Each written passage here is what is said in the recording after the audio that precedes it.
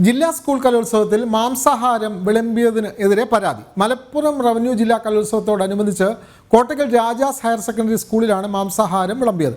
നിരവധി വിദ്യാർത്ഥികളും അധ്യാപകരും കലോത്സവത്തിന് എത്തിയ രക്ഷിതാക്കളും മണ്ഡലകാല വ്രതം അനുഷ്ഠിക്കുന്ന സാഹചര്യത്തിലാണ് പരാതി.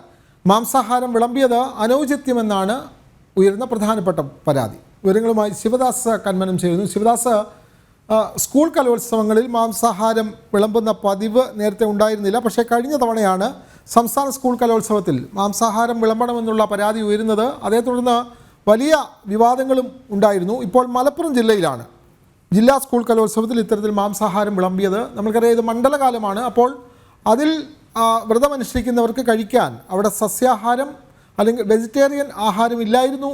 അതാണോ പ്രതിഷേധത്തിന് കാരണമായത്? ശിവദാസ്. വിനോദ്, നമുക്കറിയാം നേരത്തെ സ്കൂൾ കലോത്സവങ്ങളിൽ പൊതുവെ സസ്യാഹാരങ്ങളായിരുന്നു നേരത്തെ മുതൽ ഉണ്ടായിരുന്നത്. വർഷങ്ങളായി അങ്ങനെയുള്ള ഒരു പാരമ്പര്യമാണ് നമുക്കുണ്ടായിരുന്നത്. എന്നാൽ കഴിഞ്ഞ തവണ മുതലാണ് ഇത്തരത്തിൽ സംസ്ഥാന സ്കൂൾ കലോത്സവവുമായി ബന്ധപ്പെട്ടെല്ലാം മാംസാഹാരം വിളമ്പുന്നതുമായി ബന്ധപ്പെട്ട് പരാതികളും അത് വിവാദമായതുമെല്ലാം തന്നെ. പക്ഷേ ഇത്തവണ എന്ന് പറയുന്നത് ഇപ്പോൾ മണ്ഡലകാലം കൂടിയാണ്. അതുകൊണ്ട് തന്നെ നിരവധി ഭക്തർ ഇപ്പോൾ വിദ്യാർത്ഥികളും അതോടൊപ്പം തന്നെ അധ്യാപകരും അവരുടെ വിദ്യാർത്ഥികളുടെ രക്ഷിതാക്കൾ അടക്കം ഇപ്പോൾ വ്രതം അനുഷ്ഠിക്കുന്ന ഒരു സമയം കൂടിയാണ്.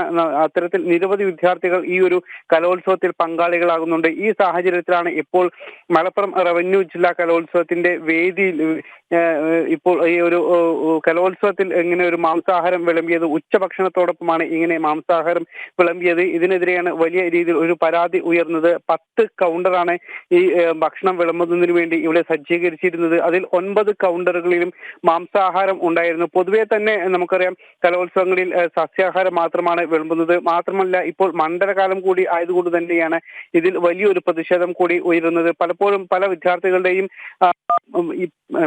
പ്ലേറ്റിൽ ഇത്തരത്തിൽ മാംസാഹാരം വിളമ്പിയപ്പോൾ അത് അവർക്ക് ഒഴിവാക്കേണ്ടി വന്നു. കാരണം വിളമ്പിയതിനു ശേഷമാണ് ഇതിൽ മാംസാഹാരം ഉണ്ട് എന്ന് അവർ മനസ്സിലാക്കുന്നതും അവർ വ്രതമെടുത്ത നിരവധി പേരുണ്ടായിരുന്നു. അവർ ആ ഭക്ഷണം അതേപടി എടുത്തു കളയുന്ന ഒരു കാഴ്ചയെല്ലാം തന്നെ നമുക്ക് ഈ ഒരു കലോത്സവ സ്ഥലത്തു നിന്നും നമുക്ക് കാണാൻ കഴിഞ്ഞിരുന്നു.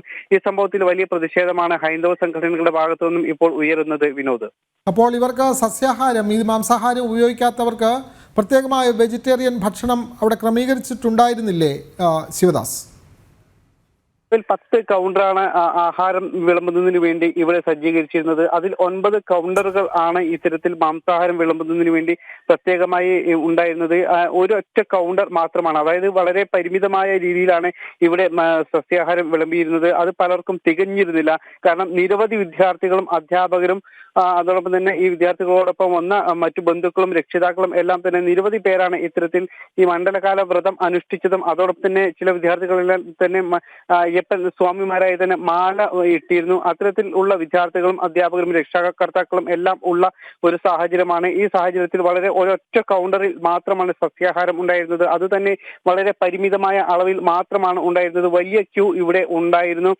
ഏറെ നേരം ക്യൂ നിന്നതിന് ശേഷം മാത്രമാണ് ഇവിടെ ഈ സസ്യാഹാരം ഇവർക്ക് ലഭിച്ചിരുന്നത്. കാരണം മറ്റു 9 കൗണ്ടറുകളിലും മാംസാഹാരം ആയതുകൊണ്ട് തന്നെ ഇവർക്ക് സസ്യാഹാരത്തിന് വേണ്ടിയുള്ള ക്യൂ വലിയൊരു ക്യൂ ആയിരുന്നു. അതുകൊണ്ട് തന്നെ ഈ സാഹചര്യത്തിൽ ഇവിടെ ഒരു വലിയ പ്രതിഷേധം ഉയരാൻ ഇടയാക്കിയതും ഇത്തരമൊരു സാഹചര്യം കൂടിയാണ്.